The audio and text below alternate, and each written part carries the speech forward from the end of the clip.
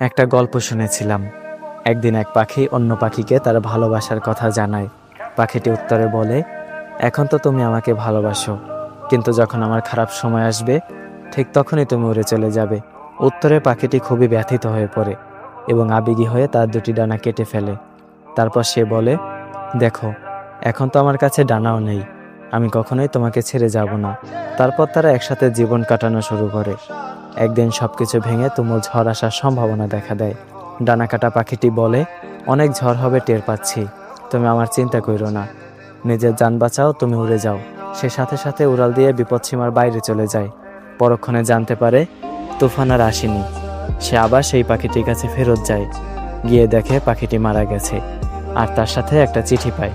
সেখানে লেখা ছিল, যদি তুমি উড়ে যাওয়ার আগে শুধু একটিবার আমাকে বলতে, আমি চলে গেলে তোমার কি হবে, তাহলে হয়তো আমি তুফান আসার আগে কখনোই মরতাম না।